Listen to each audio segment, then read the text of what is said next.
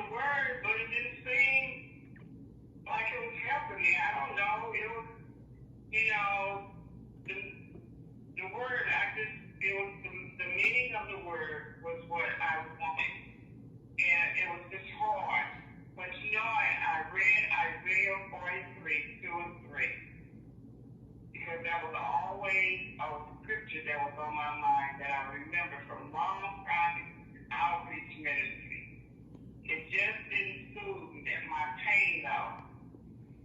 Doubt and insecurity was what I felt. Lack of trust in God and people. What was wrong with me? That's all I could think of. What was wrong with me? How did I let myself get to this place? TV ministry didn't fill the void at all. My heart felt like a hole was in it. Stopped going to church. If I can be real with you, I just stopped going. I was putting the blame on my pastor and all those who was in the ministry with me. Couldn't someone help stop this craziness that I felt? Now I know it wasn't my fault to be put on myself, but it was a spiritual battle. Proverbs 3, 5, and 6 speaks of trusting in the Lord, leaning not to my own understanding. Of course, that didn't make sense because I was hurt, angry, and mad at the many changes created in my life.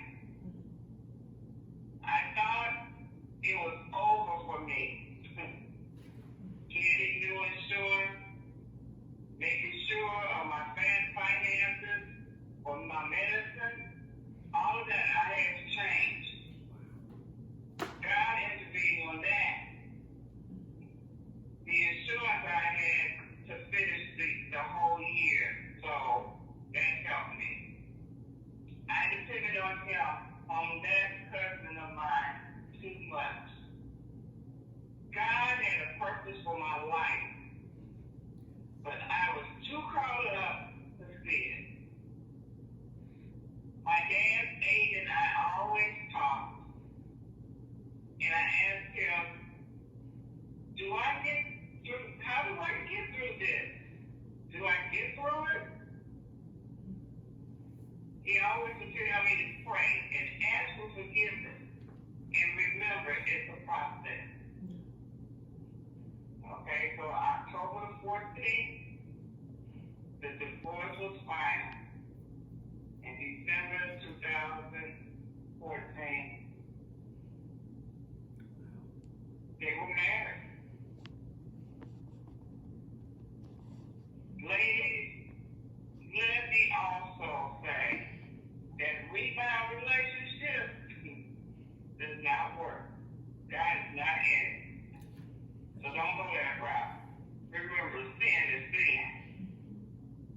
If you have a relationship with God, fornication won't work. Very painful. Very painful. Yes. On March 2015, I was admitted into the hospital with chest pain. No heart attack, mainly stress. There was a chaplain that I talked to that morning. Before having a procedure, I was crying, going through my mind the situation of my relationship. That morning we were supposed to go to court, my husband at the time, but it was canceled. But he didn't know it. It was for the alimony that his new wife didn't want him to pay to me. He called me at about 7 or 7:30 that morning, saying that he had received a letter in the mail to his home for me.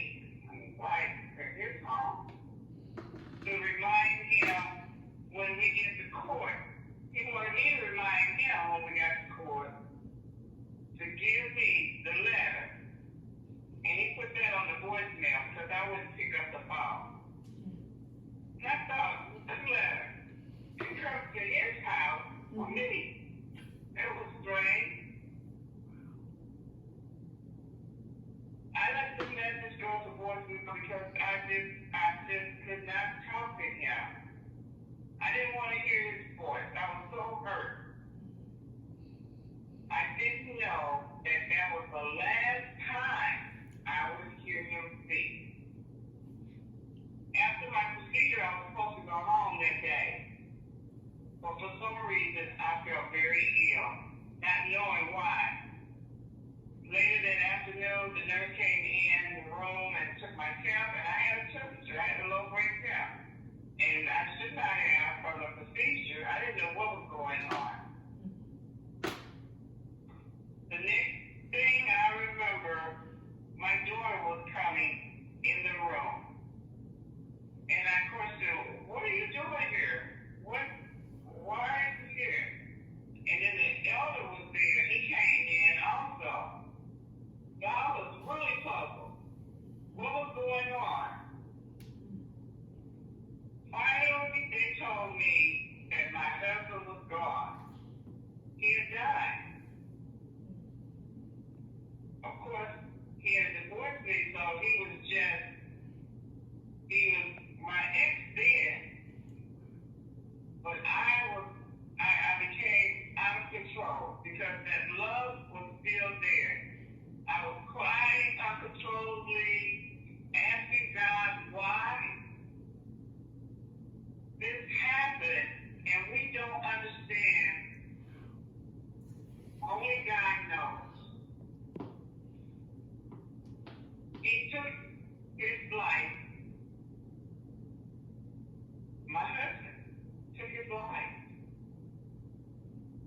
After being married for only 3 months to his new wife. He was gone. It was done. It was over. He wasn't coming back. He was gone. I'm still here. When I thought I couldn't make it through, God showed me, really? It was a but God moment. Never give up in your dark time, because the light is at the end of the tunnel. We must go through to come out. That's what the message was for me. Then it was time to go to the funeral. The funeral came up. He was cremated. So his wife came to memorial service, and I was allowed to go. She didn't want me to come, but the family talked to her, and she decided she would let me come. My stepdaughter talked to her and said it was unfair for her to ask my child to come and not me when we were married for 33 years and had a large extended family. She eventually changed her mind. Being at his memorial was hard. I mean, it was so hard looking at the videos, looking at the new life that he had, what they had made together. I'm trying so hard not to become emotional, but I'm telling you, it was the hardest thing I just broke down. I went to talk to her. I looked at her, and I had so much compassion of God that rose up in me. Yes. At that moment, Patricia, at that moment, ladies, at that moment, the hatred and the hurt that I had against that woman was gone. There was nothing in me. I couldn't describe what it was that was going on, what I really felt. I just knew that all the pain of my cousin and her, it was gone. When the memorial service was over, I walked around the funeral home, and I was led to go to the front of the memorial of the funeral home. And I went to her and I introduced myself.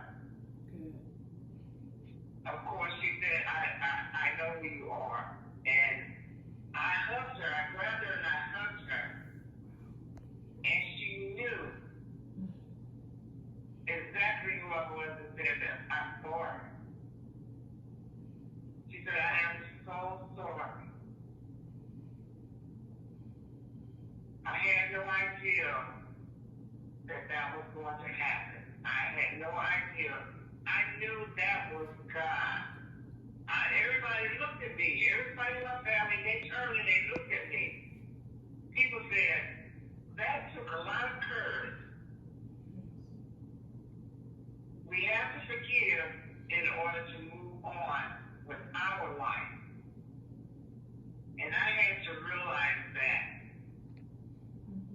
Later that day, I saw a person who worked with my husband at the time, and he told me that he still loved me. He was still in love with me. Wow. All I could do was smile and cry.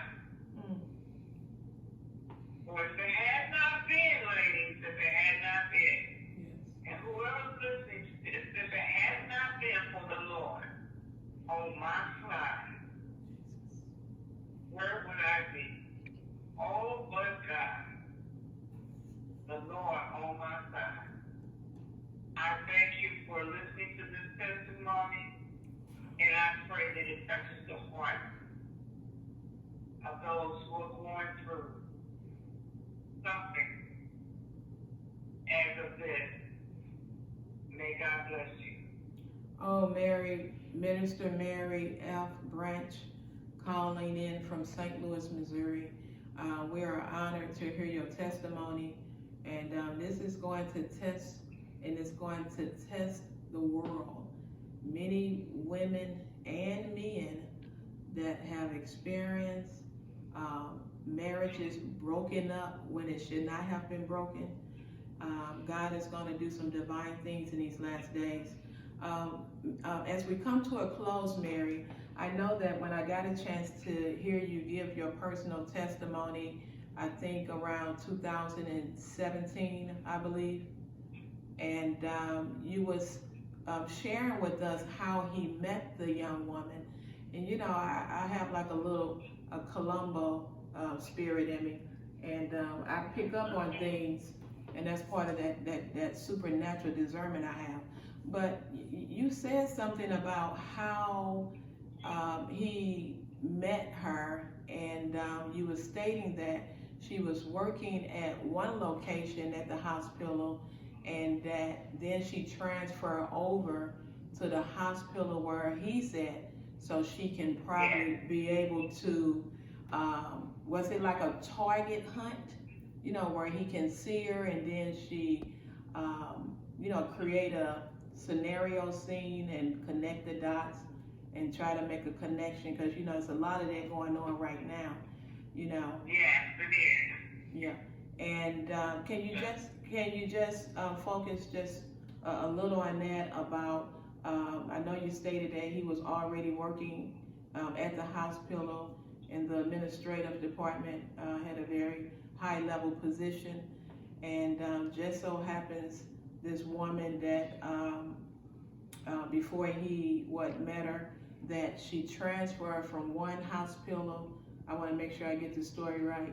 She transferred from one hospital to another hospital. Then she was able to run into him, and then somehow make a conversation, and then the conversation went into the relationship. Yes, she was working in like a doctor's office that he had went to. Mm-hmm. I guess she was like a nurse there, and he was working in the surgery area. And so he kind of gave, when he met her in the office, I guess they hooked up, and then they were having lunch together, you know, and I guess they decided to talk, and then an opening came to the hospital where he was working. She in turn started working in the hospital, in the operating room. Mm-hmm. Oh, okay. And then also I wanted to key in is that you said that he has tried to call you. You stated that he had tried to call you. This is right before he passed away, and you did not pick up the phone because of, you know, how you was feeling. I was very hurt, very confused. Yeah. Because really I thought I was having a heart attack, but it was just because of stress. Yeah. And I had so much anger until I just went, when I talked to the chaplain, I told the chaplain, I said, I'm trying to forgive. Yes. And I don't know how. And I was just crying. I said, my marriage is gone and I don't know how to forgive. I just want to learn. I just want to know how to do it, so I can move on. Yes. Have you been able to learn how to forgive now? Yes. I took it to the Lord. Yes, ma'am. I took it to the Lord. Yes. And I released it to Him. Yes. And then I was forgiven. Yes. And now I'm able to do a lot of things that I couldn't do there. Yes. Because I was holding on to stuff. Yes. Yes. Well, we thank God for your testimony and the closing part concerning that letter. Because this is indeed is a movie. You stated that when your personal testimony when I saw you in person at the church, that he's right before he passed away, he sent you a letter. You don't have to tell us what's in the letter, but he sent you a letter. He tried to call you before he passed away, as if he's trying to reach out to somebody. And then next thing you know, it appeared to be that they stated that he took his life within 3 months of marrying the other person. Yes, and I never ever received the letter. Wow. I never received it. So I don't know what that was about. She never said anything. Wow. So I don't know. Wow. And his daughter, she never said anything to me. She said she didn't know anything about it. Wow, so the letter never made it to you. It kind of reminded me of Esther when she told, when she sent a story to Mordecai, a message to him, and he never got the message. So, it kind of reminded me of that. But your story really touched me, because you said once he had to get surgery, and once he got the surgery, he had to go to the hospital. And once he went to the hospital, and whatever that they did to him, he was not the same as what you stated, right? Right. It was like they took his heart out and put another one in. He was so different. He was so different. The reason why. Right. And he wanted to, it's like he was telling me he can't believe that he's still here. So that meant I thought I was going to die or either come back here after surgery and be somebody else. I'm like, what? He did not want to come back to the same life. Do you understand that? Do you understand that what he was saying? He did not want to come back. He wanted to come back what? You wanted to come back different? Yeah, he wanted things to be different. Okay. He wanted his business to first, and life to just be different. He told my pastor that he had done all that he knew to do for me. Now it's time for him to live. Okay, all righty. Mary, your story is really powerful, because as we're coming to a close here on the Sounding of the Trumpets, is that there's a lot of divorces. There's a percentage rate that has went up. Marriages, people of the age 70 and up. Can you believe that? Yeah. You would think 70, you got one leg on the grave and one leg, on the on the ground, and you would think that will secure it. But you have people in their 70s and 80s are getting divorces. Whatever the influence or any kind of substance that can change a person's mind, they do have stuff like that. It's sad to say, with the science and the technology today, you'd be amazed at the things that they can actually do. And the reason why I say this, Mary, and as I say this to the listeners and the viewers, is that it's been a while back. I went to the movies with my sister, and when I went to the movies with her, she was getting the candy. She was getting the candy, and I decided to get the napkins. Okay. Now, when I got the napkins, okay, I'm aware of what I'm doing. My mind is very sharp, very sharp. When I got the napkins, I guess I was supposed to. Then I'm waiting for my sister to come to pay for the candy. Next thing you know, it was a couple. I do remember it was a couple, you all, a male and a female, coming as a couple, and they was right there by me. And next thing I knew, I didn't remember nothing else. Now, okay, that was a movie right there by itself. Do you know I was walking with that couple, going into the direction where they're going, and my sister called me. She said, "Pat, Pat," and I shook myself and I looked. Okay, oh, I said, "Okay, you ready?" Just like the movie. So what God was showing me is they have spray compounds that can actually alter your thinking with the quickness. And it can have you to do things that you would have never have done, say goodbye to loved ones, relationships, or even do things to yourself. You know how you see and you hear about a person who worked at a company, and then they, take those people's lives out, and then they take theirs out.